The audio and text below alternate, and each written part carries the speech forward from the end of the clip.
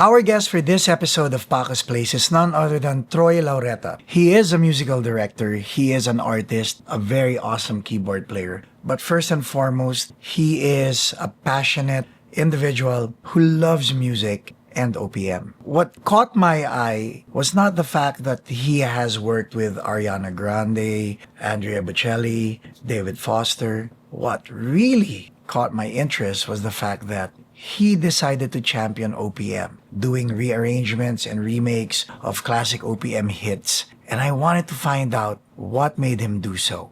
You see, Troy was born in Hawaii, which meant that he grew up in the States as a Filipino American. However, I want you to catch the way he speaks Tagalog and how his heart is. It's very, very Filipino. And how, because doors were opened for him, how he opened doors for other people as well. Well, I won't take much of your time. I want you to watch the video. And don't forget to hit the like button, the subscribe button, and also comment later on in the video.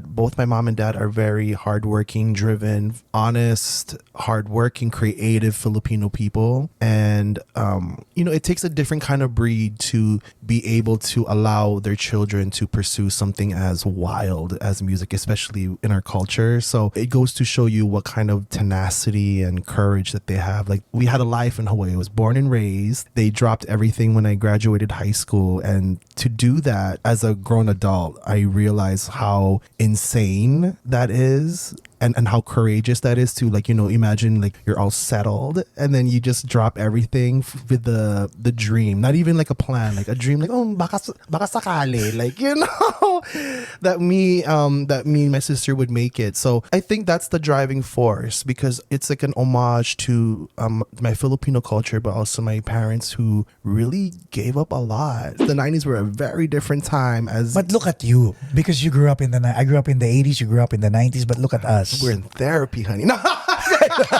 When did the phone start ringing consistently? After I got Ariana Grande, everything. You got Ariana Grande or she got you? What was it? Wow. Welcome to the Paco's Place podcast. And the podcast will begin in 5, 4, 3, 2, 1. Ladies and gentlemen, finally live at Paco's Place, Mr. Troy Laureta. What's up, darling? Hey, Sir Paco. Man, I'm a fan. Oh, thank you. You know what? What people don't know is I am a fan of people who are passionate about their craft. Yeah, me too. It's like, just bring it out. Yeah. I've heard about you, about your notoriety. I've seen videos, and I will have to admit, I've raised an eyebrow going, is this guy legit? Like someone who wasn't from the Philippines championing OPM. Yeah. I mean, let me see the heart, because it's all about the heart, right? It is. Like you want to know, is the passion real? Is the desire real? Mm-hmm. And then on June 7th, ladies and gentlemen, I finally saw you perform. Bring it. Backing tracks, keyboard, Dessa, you crowd going wild. Yeah. Martin Rivera, crowd. Tell me about your heart. Where did it come from? Why? How? I grew up in Hawaii and Shaka. Aloha bra. I grew up with a very tight-knit Filipino family. Like, we did a lot of music. And, my heart comes... That's a very interesting question. I want to give you a good answer. I think it really does come from my family. It comes from my mom and dad. Both my mom and dad are very hardworking, driven, honest, hardworking, creative Filipino people. And, it takes a different kind of breed to be able to allow their children to pursue something as wild as music, especially in our culture. So it goes to show you what kind of tenacity and courage that they have. Like they dropped everything. My family was so we had a life in Hawaii. I was born and raised. They dropped everything when I graduated high school. And to do that as a grown adult, I realized how insane that is, and how courageous that is to, like, imagine like you're all settled and then you just drop everything with the dream, not even like a plan, like a dream, like, oh, baka sakali, like, that me and my sister would make it. So that I think that's the driving force, because it's like an homage to my Filipino culture, but also my parents who really gave up a lot. Even sometimes we argue, they think that I don't, recognize that, Alam mo, Troy? When we're being all naughty and, not listening to them. But, my parents did sacrifice a lot. So even though they may or may not know it sometimes, I really think about that kind of stuff, and it's embedded in me to not only make them proud, but to just make sure that all the shit that they did was worthwhile. But you didn't. But Troy, I'll go down that rabbit hole in a bit, no. But yeah. Being an ambassador of OPM, born and raised in Hawaii, you didn't have to. You know what I mean? Yeah. You did not have to, and yet here you are, way ahead of people who are supposed to be championing OPM. Explain. Okay, I know you guys are having fun with the conversation I'm having with Troy Laureta, but I want to remind you, my audience, that more than 50% of you aren't subscribed to Paco's Place just yet. As such, may I remind you to please subscribe to the channel. Don't forget to hit the like button. Don't forget to put a comment, because Troy and I will be reading these comments. And I want you guys to support the podcast, support Troy, and support what we do for this community. As we increase in subscriber counts, it'll give us the opportunity to invite more prominent guests to the podcast. I won't take much of your time, so ladies and gentlemen, let's get back to my conversation with Troy Laureta. A lot of people have asked me that in many interviews. They're always asking me, like, why? You grew up in America, you have worked with so many amazing artists. Like, why do you want to go back? Go to, like, the words that they use, go back and do Filipino stuff and, work with Filipino artists. It's because I grew, first of all, like, the easy answer is because I grew up with it. I'm very proud to be Filipino. But the hard answer is there's levels to it. Growing up as a Filipino musician, I experienced a lot of just different prejudices, that not anything crazy, but in terms of me trying to make it as a musician, as an artist, in an heavily, at the moment, like, very, like, there was no Asian representation. It was very much, black and white and Latino dominated. Like, any Asian representation was very limited. I had Lea Salonga to look up to. Nowadays there's so many, but Pwede namang hindi, right? I mean, you could have gone the route of contemporary. That's what it was. I was gonna say, on the journey to there, because I was told that being Filipino or being ethnic wasn't like the cool thing, or like to be androgynous was to be the what would help me make it. There was a time that a lot of people do not know that I really secluded that. I told people that I didn't tell people that I was Hawaiian, but when people would say, like, oh, you're from Hawaii, so you must be Hawaiian. So I just didn't correct them. And I regret a lot of those years where I kind of played this culturally, ethnically androgynous. First of all, nowadays that's very wrong. You should be proud of who you are and celebrate who you are. But a lot of there's so many facets to it. A lot of it comes from regret of not being able to champion my Filipino self in the past. And because and also a lot of it comes from the fact that I just owe a lot of my upbringing to Filipino music. A lot of my memories, obviously, my childhood is very Filipino. But, as a gay kid growing up in Hawaii, I used to just, listen to Regine Velasquez all day. I listened to Martin Rivera. I would just feel very seen as a artist and as a musician. I also was a weird kid that loved ballads. All my friends, they love, like, the hip hop shit. You know what I'm saying? Like the reggae stuff. And here's this, piano boy. I was, like, so chubby, like listening to Whitney Houston. It was just such a interesting visual. So, Filipino music, which is so dramatic and so romantic, really just helped me feel seen and accepted, and maybe in my subconsciously in my mind I'm like, oh, somewhere someday people will understand how much I love, love songs and music that really is timeless, and I wanted to and I guess we'll dig deep into that more, but being able to work with a lot of different singers, and being able to being blessed and lucky to work with so many artists and different producers, I really just wanted to bring that world into the Philippines a little bit.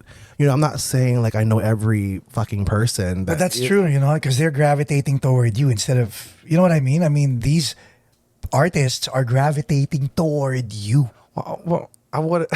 Well, thank you.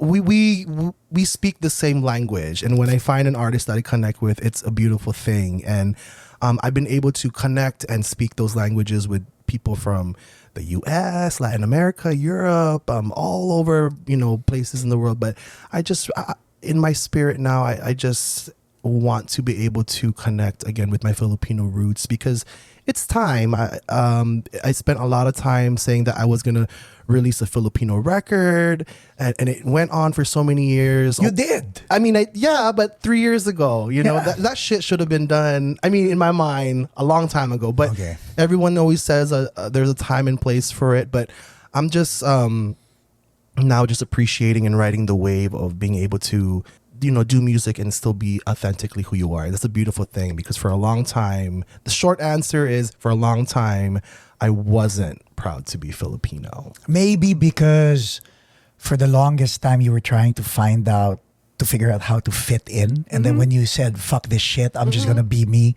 that's when everything started coming together. Could it be that? Oh, yeah. I was trying to assimilate into culture. And back, 15 years ago was very different from now. Everyone is so open-minded and woke and a little too woke sometimes, but that's a different story. But woke and no, just appreciating and recognizing like the toxicity and traumas of the past and trying to correct them. And I'm just glad that we have that and a little more outlook on certain things that I thought was like, I would be depressed about myself. Like, oh my God. But now I feel like, okay, you're not alone.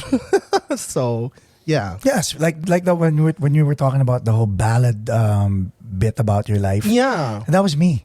Really? Oh, that's so all me. Filipinos, right? Well, no, because I remember my car would have Rick Sigreto, Regine Velasquez, the Neo Colors. Oh my gosh, yes. And when my friends would ride my car, I had to find the Def Leppard Why? cassette, or else they might go, really? You listen to this shit? You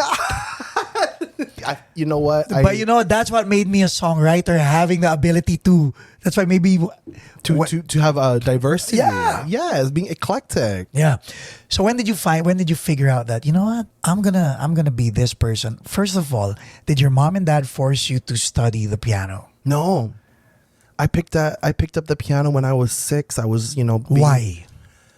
I just gravitated toward it. I remember, it sounds corny. It was Twinkle Twinkle Little Star, but I was being babysitted by my one of my aunts, and she had an upright piano, and I just opened the piano, wanted to play with it, and I just started plucking those notes out, and I fell in love with it. I never my parents never forced me to take up the piano. They forced me to practice the piano sometimes, but So did you do piano lessons? Mm-hmm.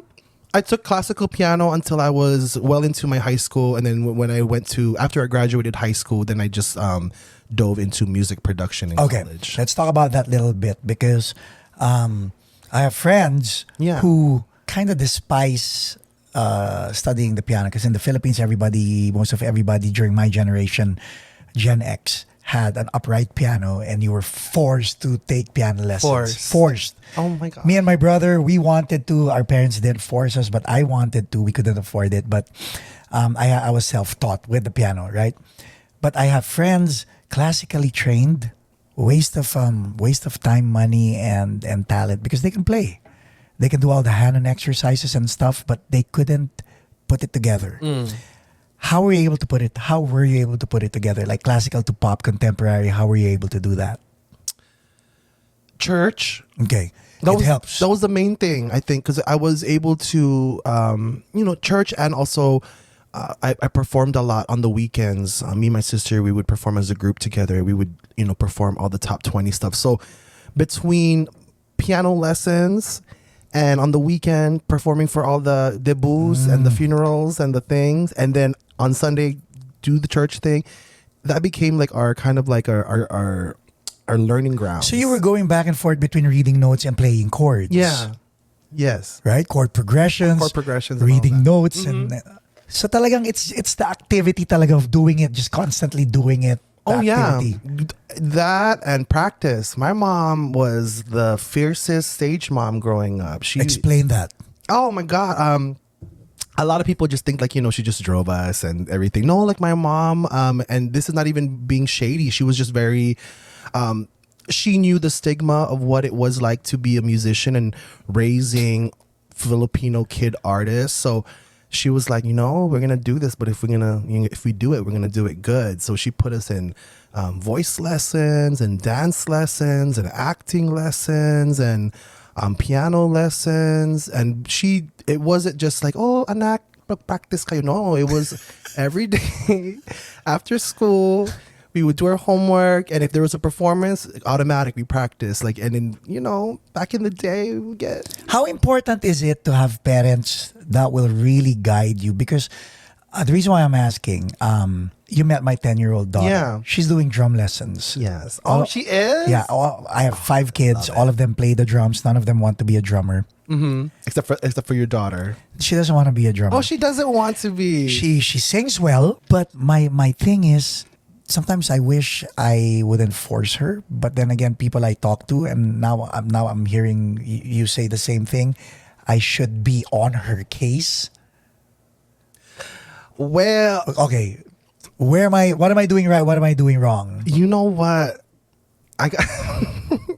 I'm trying to give you the 2025 answer because this was circa the 90s. The 90s were a very different time. But look at you, because you grew up in I grew up in the 80s. You grew up in the 90s. But look at us. We're in therapy, honey. No, no. Yeah, but we got to get it together. You know what I'm saying?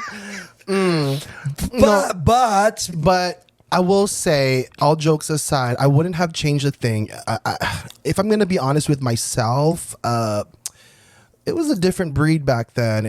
And the people from even like the 90s era, early 2000s, growing up, I didn't take things super personal. And with my mom, even though she was on me as an adult while I heal from certain things, as we all do, I'm internally grateful for a lot of things, the discipline and the respect that she showed me to give to others, in terms of the people you work with, and the work ethic, the work ethic, the strength, like the thick skin, because being in the industry where you get called too dark and too fat and too this, too that, like it will take a toll if you're not if you don't have a strong foundation. So it is very important to be supportive of your kids. Like a lot of times people have a very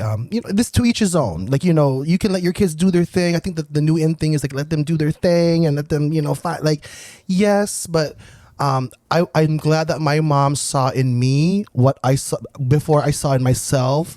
What she saw before I could see what what could be, and she knew, and I'm glad that she put discipline in me, because honey, if she didn't put no discipline in this person right here, she'd be running the streets. Exactly. Were there times you doubted yourself? Where I doubted myself, and she was like, "No, you got this." Were there times that every day, even yesterday? See, yeah, I called her like, "Mom, I don't know if I can do this." And which one? The podcast? Yes, she was like, I was like, I'm going to Paco's, situation, and he's gonna ask me some crazy things, and I don't know. I don't, I'm grateful for my parents. It's really, I guess like the short answer, but the cheesiest answer is like, it's always good to have supportive parents. It's not the make or break of an artist, but if you have that, it makes a lot of things like very easy and beautiful. And I'm grateful for that. Okay. How did you think your break was going to happen? And how close was that to how it actually happened? Very far. I thought I was going to win American Idol. Talk to me. I want to hear that. Cuento, Listen. cuento. If you would wait. Let me set it up for our audience. What was going through Troy's teenage mind? How did you envision? Because no doubt, both of us thought we were going to be stars, Yeah. right? But how did you envision yourself, and how did it actually manifest itself? First of all, we are stars. Second of all, I really thought I was gonna come to LA and make it with my either with my sister or win American Idol or something. I can't tell you how many. And if you're a true Troy Laureta follower, you know that I did a lot of singing in my early stages of my career. So when I moved here, it was for the purpose of that. It wasn't even for the purpose of musical directing. So I did American Idol, The Voice, America's Got Talent, Star Maker. Didn't make any of them, girl. I was like, But now that you're mentioning everything, different platforms, but the same path. Both of us have been exposed to a lot of rejection yeah, and a lot of heartaches, right? yes. Could have broken the mediocre person. You're right. I mean, if I didn't have the foundation that my mom, instilled in me, I would have been like, oh, and there's been many times where I wanted to be like, fuck this shit. Like, I'm so tired. Like, but a lot of it, looking back, was a lot of entitlement. A lot of it was me like not being ready. I looked back, and that's so corny to say to somebody. Like, you don't want to hear that when you're rejected. Like, you just weren't ready for it, sweetie. But like looking back, like, yeah, I wasn't ready. I imagine if I won that audition or got that whatever at that age, I would have probably fucked it up. Yeah. Like with because I don't have like the same foundation and knowledge that I do now. And So- mindset. and mindset. So everything just happens for a reason. And even though I didn't win the American Idol or or become the next John Legend, I'm very, very happy with like the trajectory of where my career has Wait, gone. wait. Let's not go there yet. Okay. We're still at the beginning phases, because again, someone in the audience is probably watching this and probably just bummed his first audition and wants to work behind the desk now. Yeah. I hope they're watching this and going, oh, so those two guys got rejected a lot of times, right? Yes. So, okay, so first phase of rejection as a singer, what was going through your head? I mean, it sucks to be rejected, especially with something that's so personal as your voice. Yeah. So I would, and it's crazy because with these auditions, I would always make it almost, like almost to the place where you'd be on TV, and it's always like a little like it's always the feeling like ay may kulang, you know what I'm saying? So it was very sad for me as an artist. It was a lot of struggle, and I think that in terms of like a pivot with my career and where I wanted to take it, it was after my sister got on The Voice, and we were always a group together. So when she made it on The Voice, we kind of just went our separate ways in terms of like, okay, you're gonna do solo and I'm gonna do musical directing. And all the artists that I worked with at the time, they allowed me to sing a little bit. Like they'll be like, oh Troy, mag adlib ka dito. Okay, wait. So sister is Chessa. So Chessa did her whole bit, and did you say I'm gonna go into musical directing, or was that because of the situation? Parang walang choice eh. No. I mean, when she did The Voice, she had to go and do her thing, and then with me, it was just really up to me. I was already touring with different artists, like from Disney and stuff. So As a singer? no, as a musical director, as a keyboard player. Oh, so you... I was already kind of in the beginning stages of my... So you did your pivot already at Yeah. this point? Not necessarily a pivot. I thought of it as more like my side job, my side hustle. Really? Yeah, while I became this singer that I wanted to be. Yeah. Di ba other people barista, di ba? So Right. Which I did, not barista, but I did other jobs too. I was a PA.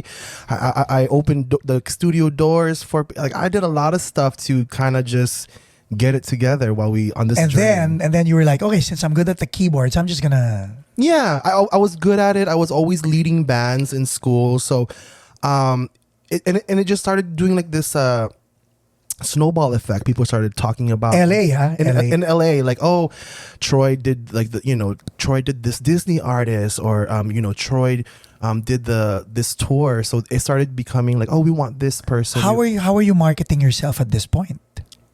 You don't market yourself really. And back in the day, you just collabed, right? you just auditioned and performed. On the back in the day, you really there was not As a social keyboard media. player, I'm Yeah. talking, okay. I had to just go in there and take every gig. I performed like, somebody will be like, I'm doing a show at the Whiskey, or I'm doing a show at the Roxy, and I would just do So it. Troy, you really paid your dues. Sure, I hope I did. Yes, you did. Right? Yes. Hold your own gear. Yeah, I hauled my own gear, 88 key keyboard. Yeah, right? I'm paying for it now. My back is my back, honey.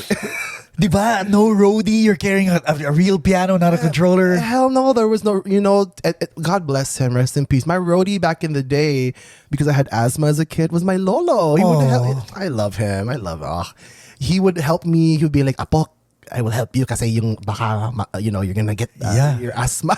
So, isn't that sweet? Like my grandpa and my mom, it was like and my dad, it was just like a family affair, us dragging our keys. So yes, we paid our dues. So now, project after project, Disney star after Disney star, and then when did the phone start ringing consistently?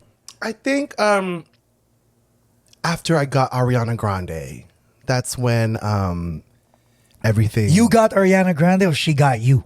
What was it? Wow.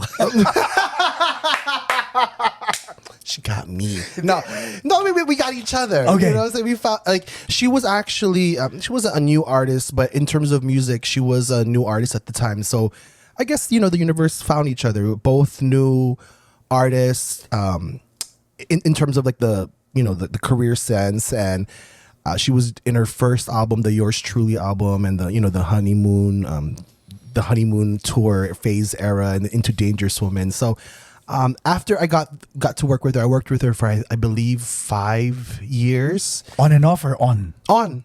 Yeah. First call. Did her first couple of tours, did a lot of her promo TV stuff, and especially in the beginning parts of her career.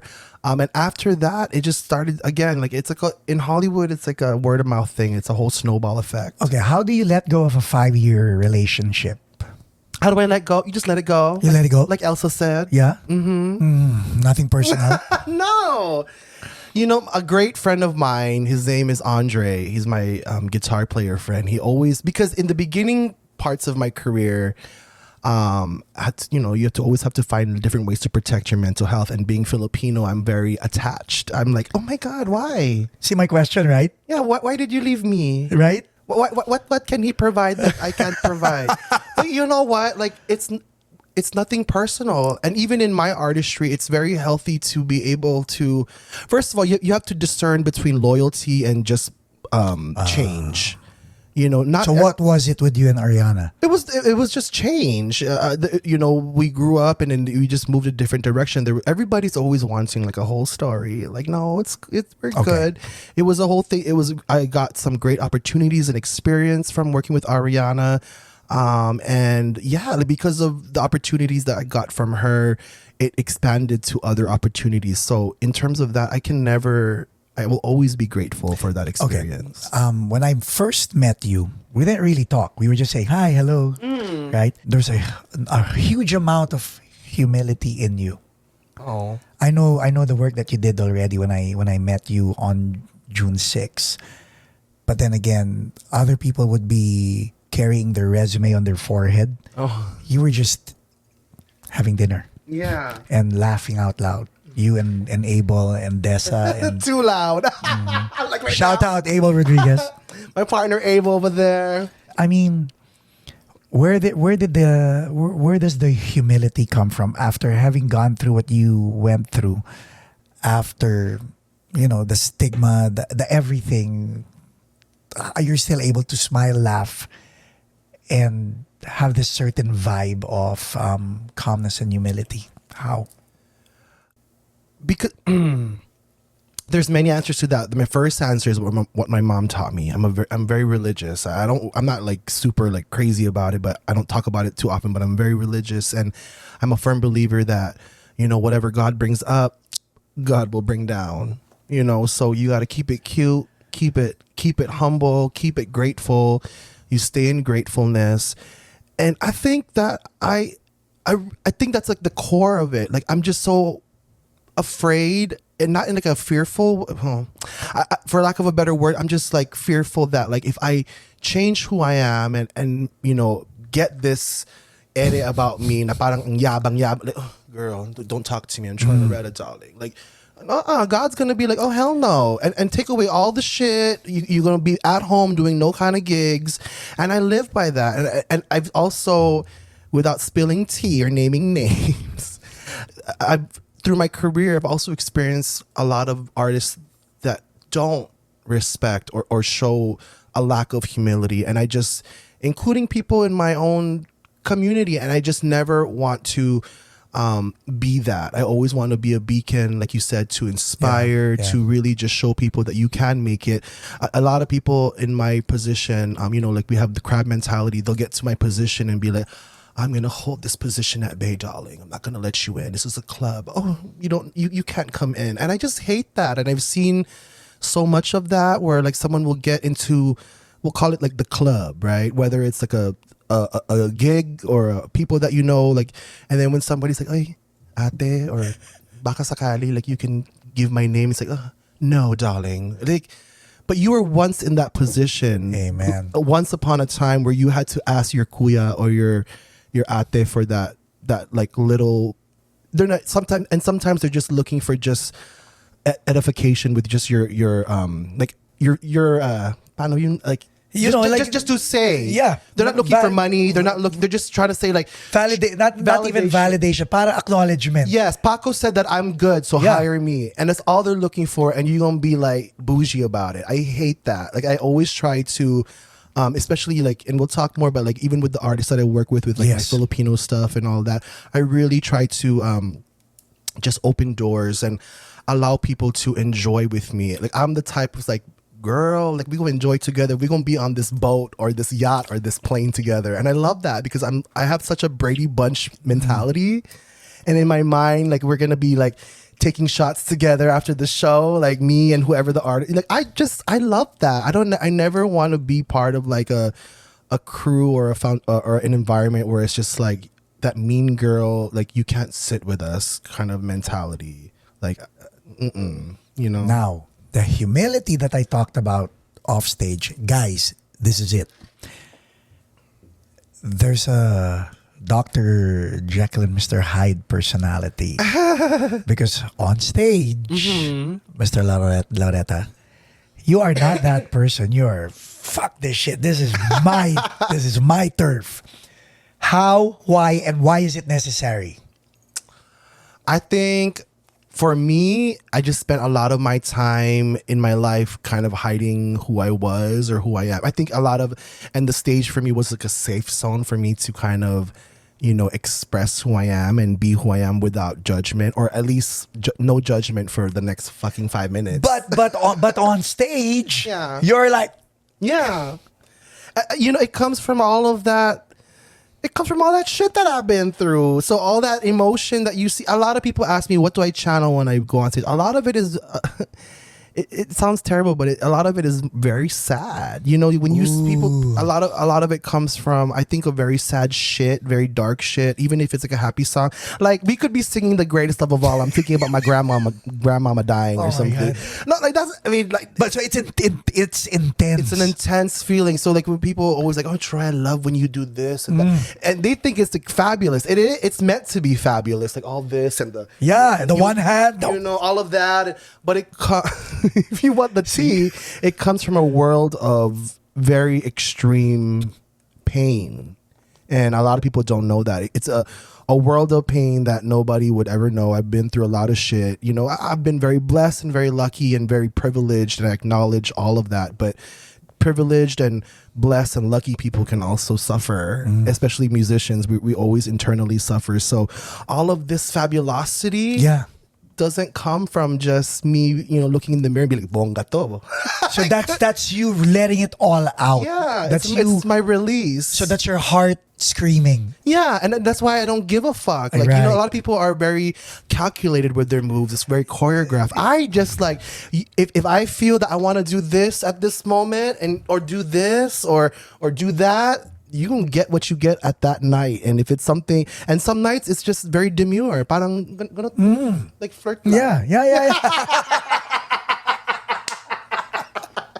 Some nights it's like full on, like I'm gonna get you. And then some nights it's just, it just depends. Yeah. Okay, so these are like David Foster. That's a wow moment. Yeah. What did it feel like? Surreal. I love David Foster. David Foster is my favorite producer in the entire fucking world. How did the universe bring both of you together? Working with David Foster, he kind of just, again, word of mouth found me. He wanted to. What was the first David Foster song that you knew?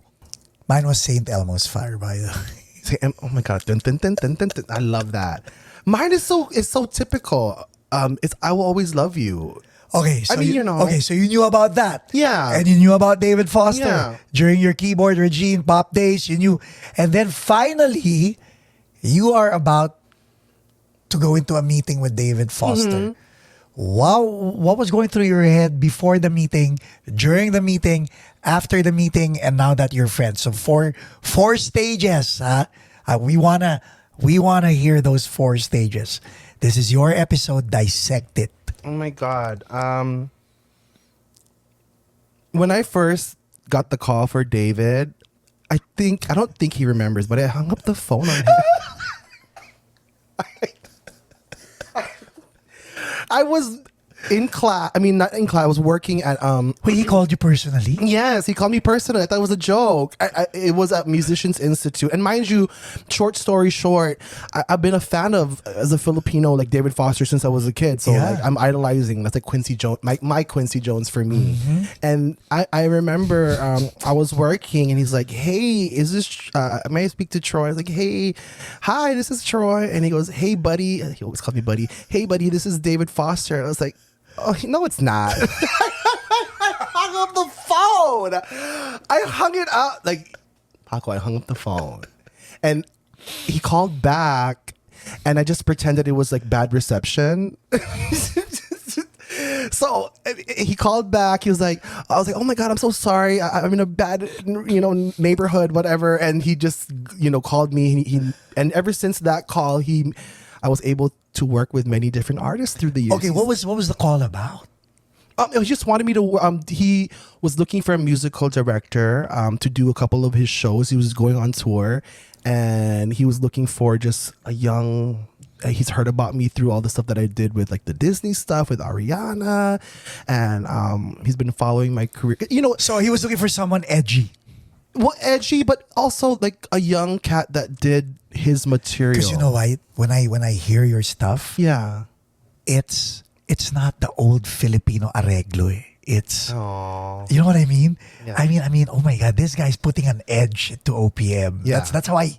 Oh, That's thank how you. Thank you. And a lot of it is like the foundation of OPM is already so great. So a lot of the stuff that I do, like what you're talking about, like all the like the chord changes and the fills, that's all church, boo. Like There like in you the go. church, the song The is 251? there. Yeah, the 251. Yes, 251, and you add a flat 6. You know what I'm saying? So a lot of that, like I'm just adding like yung mga 251s. Pero tasteful. That's what I meant, di ba? Well, thank you. You don't just put it. Just to put it. Yeah, no, I was very strategic and very intentional. That's a kind of.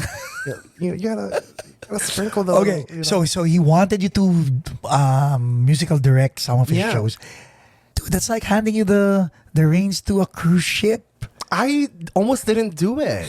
I was very scared. So you weren't even thinking about the money. You didn't say how much. No. It was like, oh my God, should I do it or not do it? No, money is good. You got to pay your bills, but Right. that wasn't the first thing. Like, oh, grabe, I'm gonna make some money. Like, no, because it was David Foster. It was more of like, oh Lord, like this is, first of all, like this is amazing. Like I know the gravity of what it was, especially for Filipinos to be able to, represent the Filipino musician community. He loves the Filipinos. And he does. He always celebrates Filipino talent, which I love. So I was so nervous. Like David was the first one to show me how to do orchestral stuff, preparation of charts, working with pop bands and then jazz.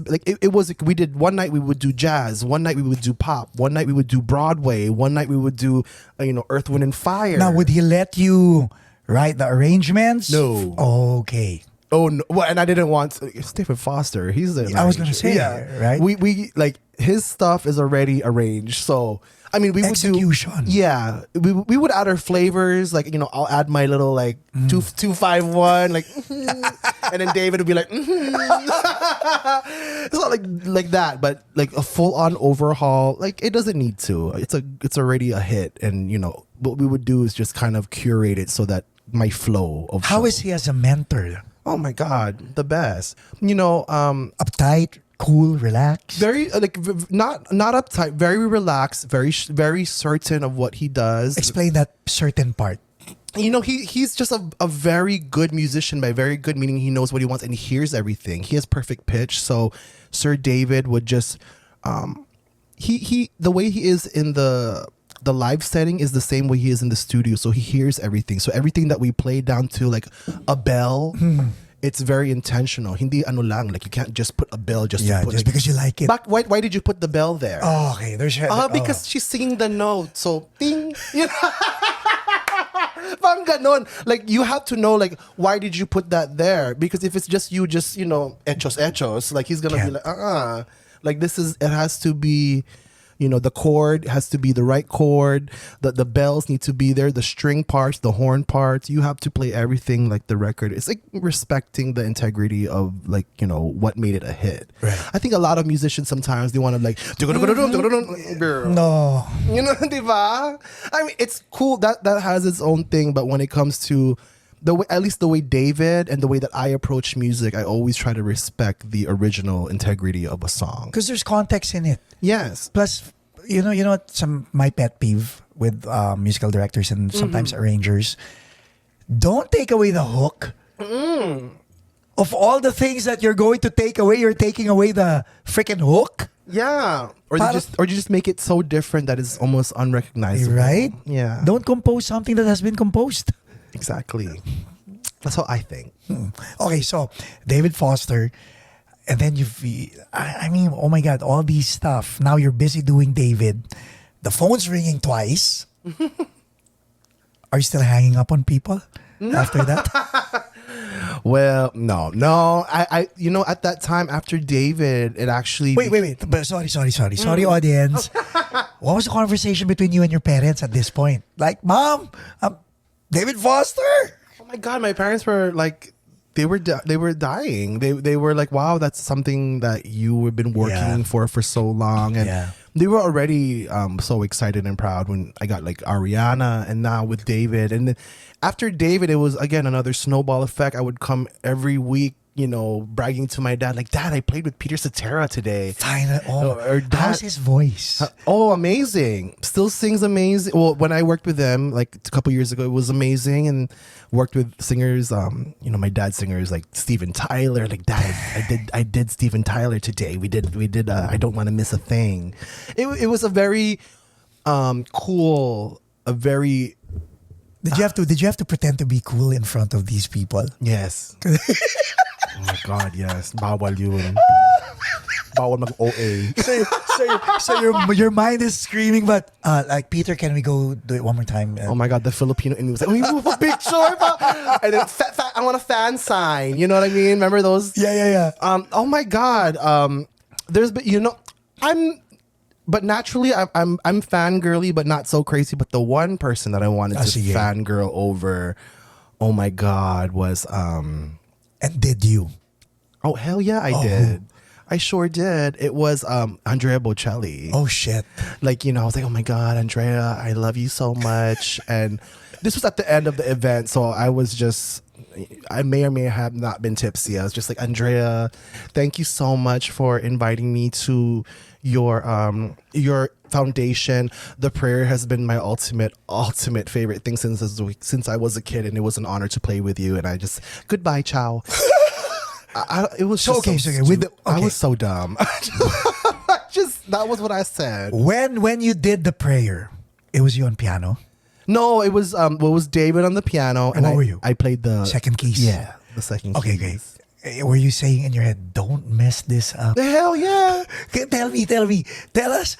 Okay, kasi that's a very intense song, It sure is. and any missed note will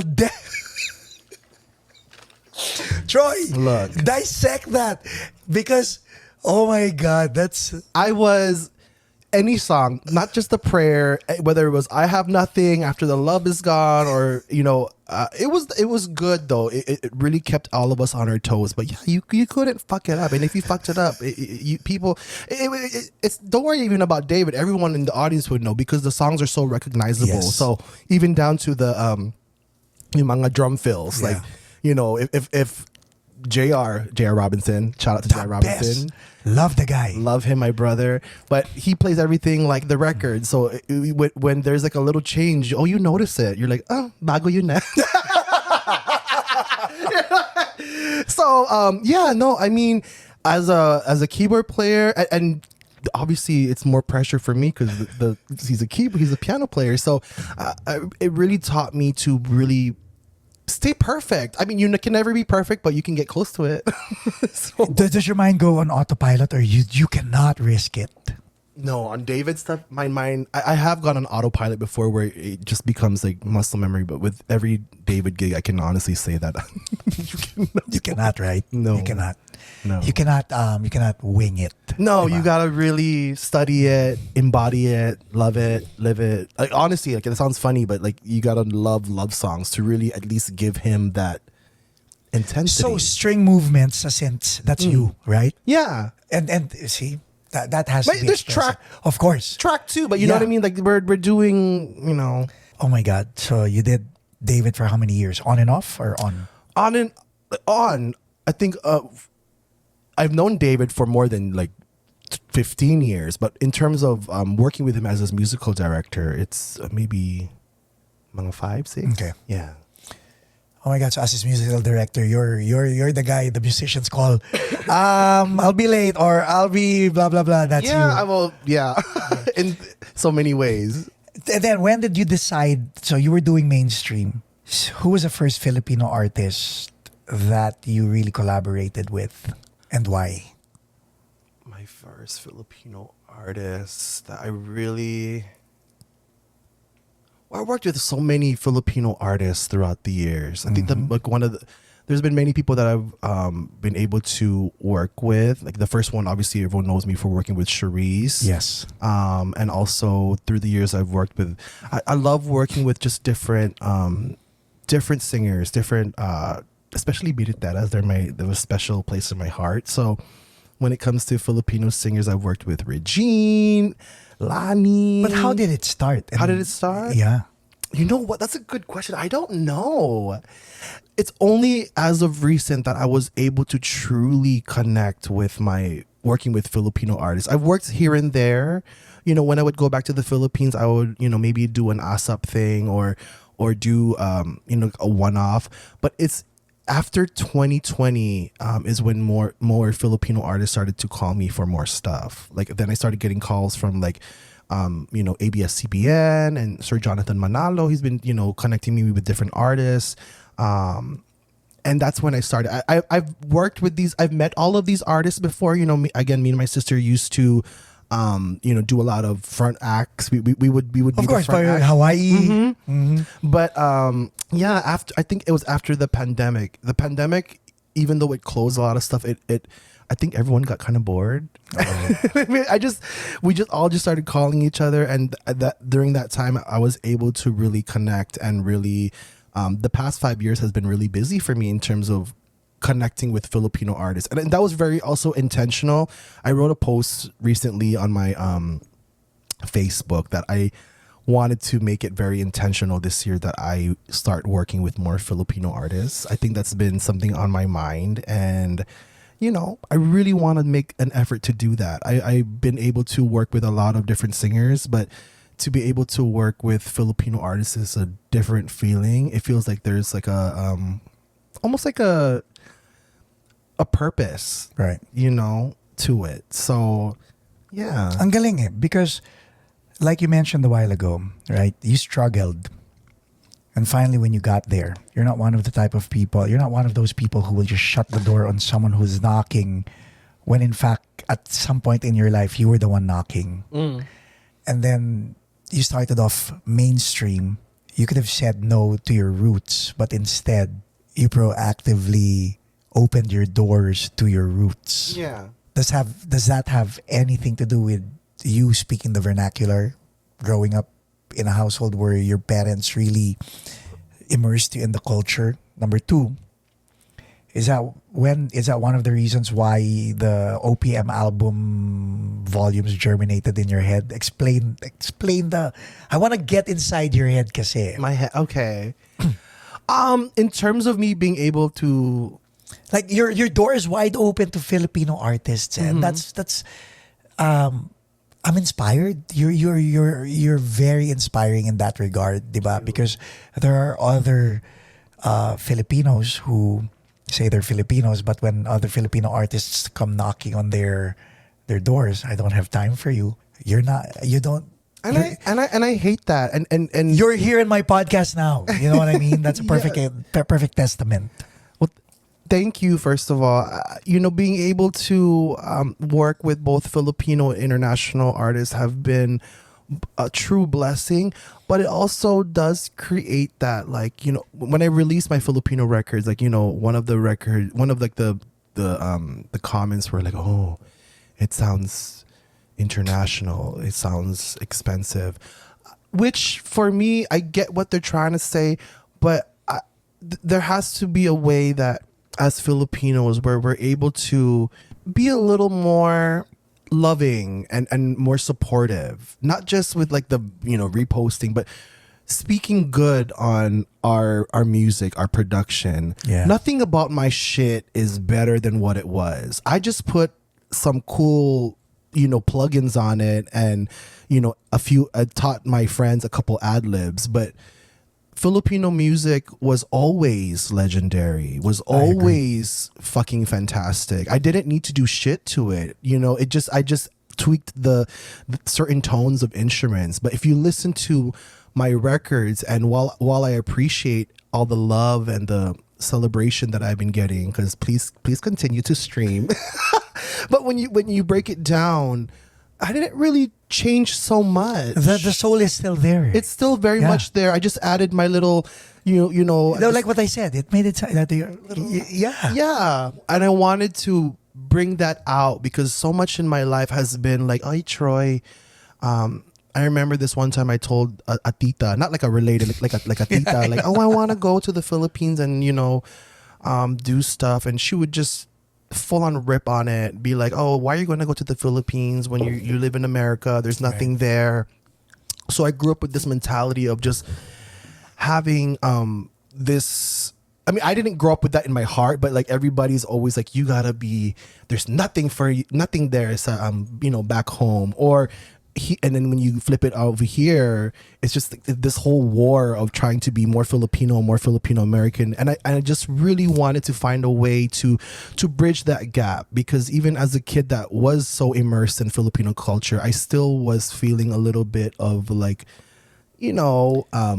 disconnect, or feeling like I didn't connect with my Filipino culture. And a lot of it came from like, the time where I pretended that I wasn't Filipino, and a lot of it came from, me just trying to avoid certain things about my culture, or almost being ashamed, and it was my way of, again, it's just so many, again, it's very deep, but it's my way of saying sorry. It's my way of paying homage. It's my way of, opening doors for Filipino artists because I'm guilty of it too. When you grow up with that, I'm not going to be like, I was always an advocate. Like I believed certain things that I guess like you said, yeah, you had titas who would say, yeah, so I would be like, ignore okay, that. I was like, okay, tita, like I guess I have to just be white and put this Escanol that I don't want to put on my face. Eskinol. It's like it's shit like that, and it's just like, you know, you try to appease what you think that, and God bless them. It doesn't. It doesn't. That's always majority of the time. It doesn't come from a negative place. It's just a lot of how people grew up, and I think a lot of Perception nila yun eh. Di ba? yeah, and we need to give people more grace. If I Yeah. could say that on your podcast, in Yeah. this time, in this day and age where everything is so open and woke and trauma healing, but we also need to learn how to give grace to people. Amen.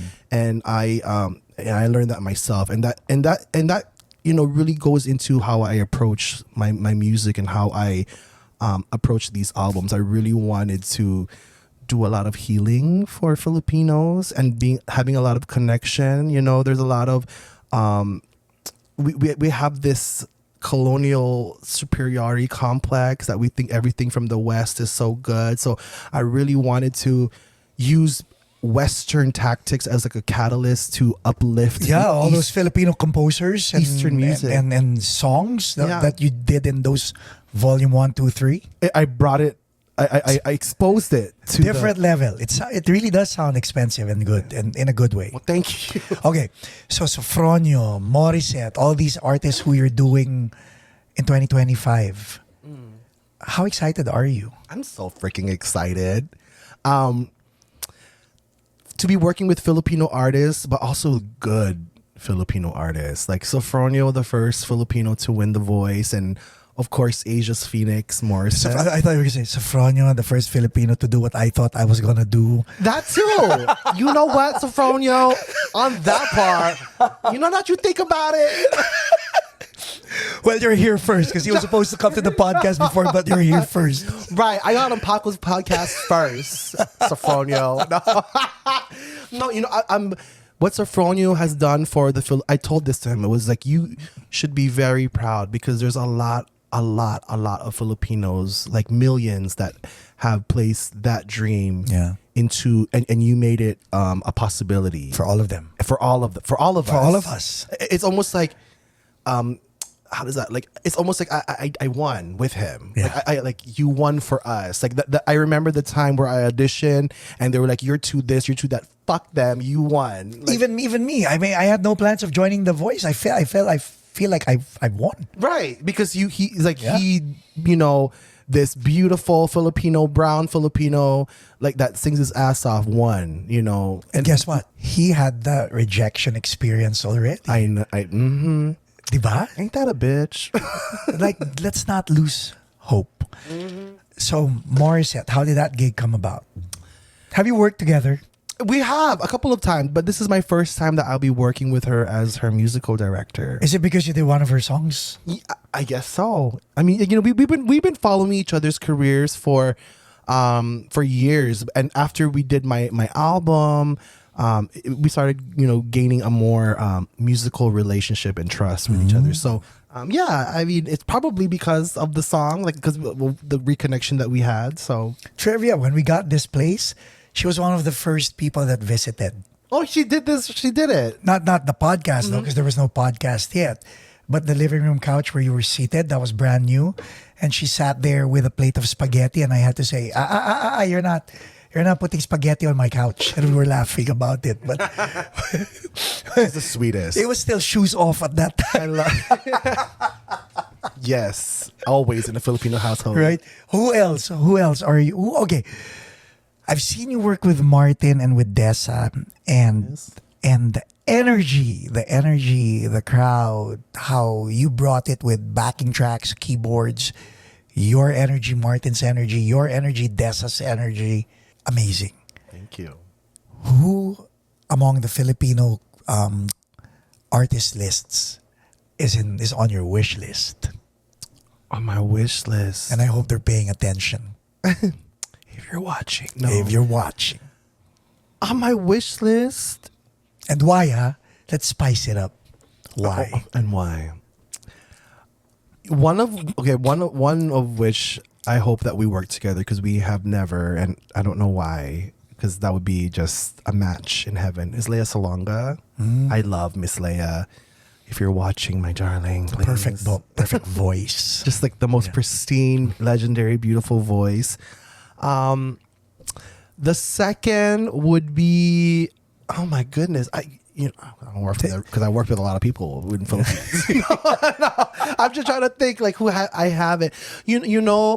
One. It's too late now, but one person that it has always been on my wish list, and I was actually gonna get her to do a show with me like years ago, but was Miss Pelita. Oh my goodness. That would have been, I wanted to do like, in my mind, I wanted to do some like Kondiman EP or something with her. Very simple. Man. But she would have been the most amazing. So yeah. And Miss Sharon.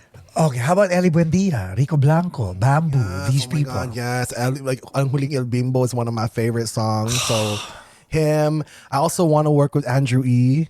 He's here in the States right now. Is he? Yeah. Oh my God, Andrew E. Maybe I could create a group text for us after this. You better stop. He's gonna facilitate an Andrew E. Troy Laureta collaboration. That would be nice. I would love to. But just everyone's always expecting me to work with like the biriteras, but I think when you ask me that, I wanna be able to also work with different genres of OPM, because like there's more than just like the love songs and like the the power ballads. There's also hip hop and soul and all that, and there's so much new music coming out in the Philippines that another one on my list, Juan Carlos. I love him. An amazing artist, young artist, giving that like soulful rock vibes. So I can connect you. Oh, he knows everyone. This is my Rolodex. Please connect me. Yeah, I will. I definitely will. Okay, how about Gary Valenciano? What if Gary Valenciano tells you to actually musical direct one of his?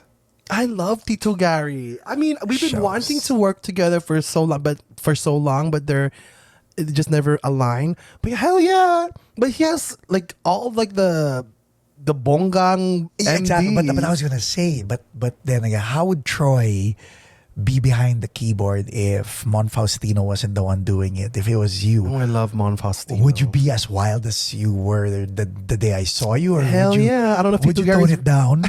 I never tone it down. Tito Gary will have to deal with this. Yeah. With all of this. Sana maulit muli, girl. No, I mean, I'm kidding, obviously. I'm not going to be doing this during Sana maulit muli. But like, I will, give it the same intensity that's appropriate for the vibe of the show. Bruno Mars. Would you do Bruno Mars? Who wouldn't do Bruno Mars? I would. He hasn't contacted you? Hell no. Unfortunately, Troy, I Not can't. yet. I can't hook you up with that. You can't? God damn it. No, Bruno, we grew up in Hawaii, like together. No, Who's older?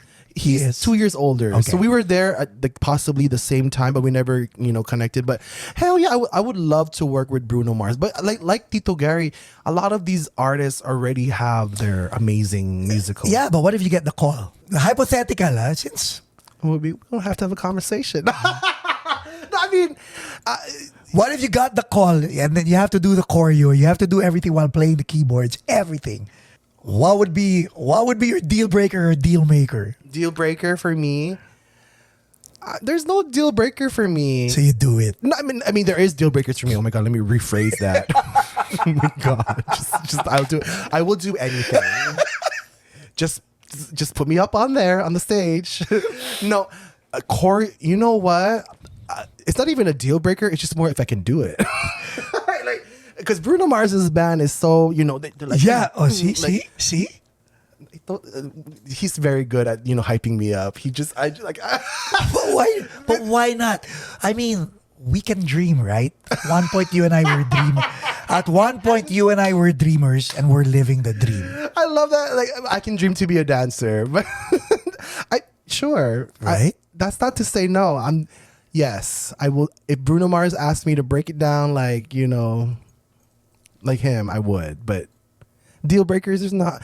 I think in terms of deal breakers, it's more. I won't wear something that, makes me look crazy. Anything that will turn me into a meme or get me canceled, I won't do. Okay. Yeah.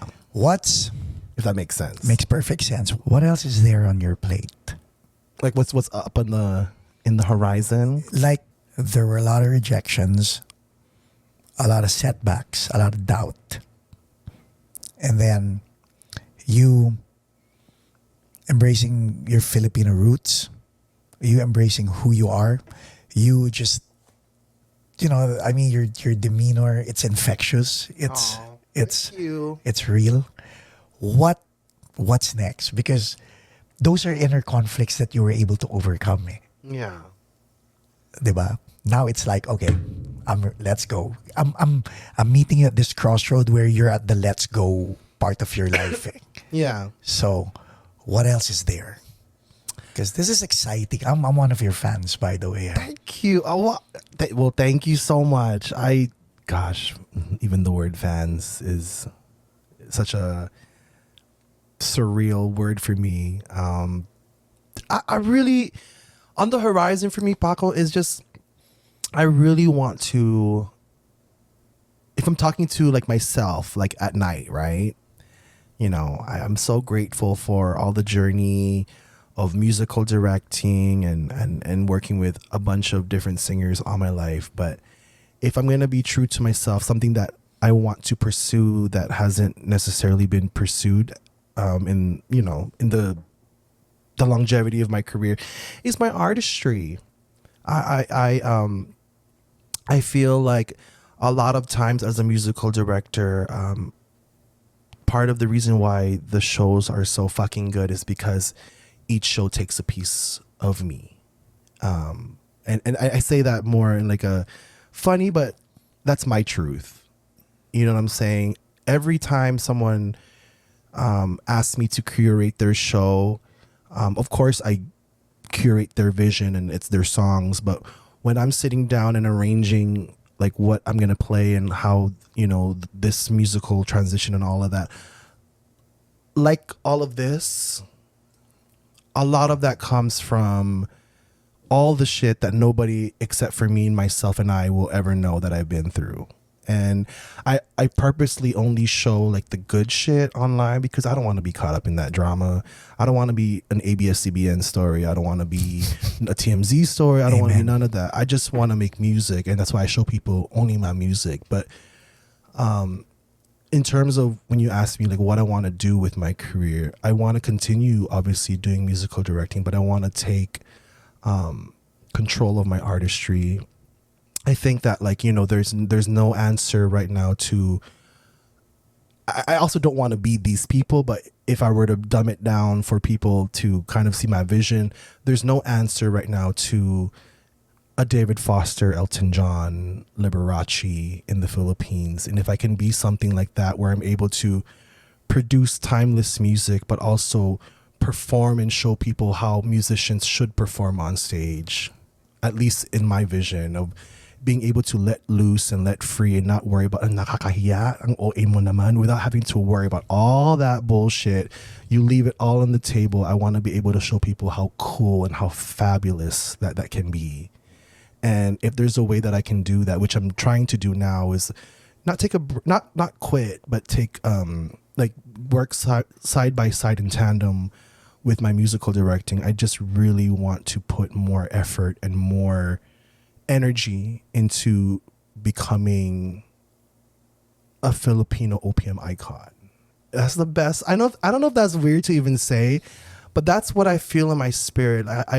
I've worked so hard to give pieces of me to so many different singers, and if I were to leave the earth tomorrow, it would do my soul and my music is all I have, Paco. You know what? Ang ganda na sinabi mo. What you said was so priceless because it's like converting your name, which is right now a noun, into a verb. Troy Laureta mo yan. Yeah. You know what I mean? I would fucking love that. When people hear my name, I would love it to be, people would be like, oh yeah. It's like, putang ina, that's a Troy Laureta. That's a Troy Laureta-esque. I would love for, I don't ask for a lot. I don't, you work hard, you pay your bills, you do your thing. But I'm not looking for like the fuck, the mansion and the parties. Like I've been to those. I'm looking to leave a legacy. I want to leave the earth being like, oh my God, Troy Laureta left something for Filipino music, because I've fucked up so many things in my life, honey. But if it's the one thing I won't fuck up, it's my music, because that's the mark of a true musician. And I take my music so seriously. I don't take a lot of things seriously because I try to keep it light. But when it comes to my music, and whenever people always ask, like, why are you so masungit when it comes to your music, or so strict, or so this and that with the sound, or you're so, XYZ, ang grabe mo naman sa mga producers or whatever. Because I take my shit so fucking seriously. And I want to elevate Filipino music. I want to respect the people that have come before us. I'm so tired of the whole like, oh, pwede na yan, or it's fine, it will do. I'm so tired of also hearing like, oh, it's the Philippines, or it's this it's Filipino, so hindi pwede, hindi kaya. Like, kayang kaya. And I hope that with what I'm doing, I've proven that. Yeah. That you can, if you put the effort, instead of putting effort into taking selfies or having dinners or doing whatever, if you put the money and the effort into the right moments of your production and your music, I think that together, I think when we find people that will meet us at that vision is when, we can really truly elevate Filipino American music. And that's what I want to do. And I can't do that playing behind singers. I need to be at the forefront. And that's what I'm trying to do. I'm trying to lead, at least in my own way and in my own lane, lead OPM into, God damn it, into just a more elevated space. I'm also tired of being very political about it. Like, we put so much effort into loving so many different types of music. Western music, we love Whitney Houston. We love K-pop. We love Taylor Swift. But like, how come we can't have that same conversation when it comes to, singers of our that have literally shaped our lives That's in true. the Philippines? And you got people like Bad Bunny, who sings Puerto Rican love songs, like stuff that his grandma listened to and made it fucking cool. He now that salsa Puerto Rican stuff plays in like the clubs, and over here we're like "Ay, hindi pwede kasi hindi pangmasa." Like all of that. Look, like you posted on your Instagram making Jordan Sparks sing Akin ka na lang. And people think that, of course, it's like for the gag of it, but there's a message behind it. I'm trying to show people that like, we're over here trying to chase one thing, and I'm trying to bring what we're trying to chase to us and show us that like what we have is already dope. whatever it is. On that note, like what Chris Martin did, whether it's to get views or whatever, like singing "Raining in Manila," Right. Yeah, like all those little things of artists singing our music is something that's very it's very important, because like it will help people to see us and hear us and expose our music to people that wouldn't necessarily go and research aking ka na lang, or I'm gonna make you close your eyes. Okay. But make sure you're on the mic, huh? Okay. You're looking at the future. Is Troy Laureta behind the keyboard or in front of an audience behind the mic? Both. I see me. Don't open your eyes. Yeah. I see me playing the piano. I see me using the mic and my voice as a way to spread a message. Is the marquee Troy Laureta, or is the marquee another artist? Hell no, it sure is Troy Laureta, honey. Ladies and gentlemen, watch out for Troy Laureta. Thank you, Troy. Thank you, Abel. Guys, don't forget to subscribe, to like. Don't forget to support OPM. Your support makes this podcast, grow more and help us invite more guests like Troy. Thank you very much.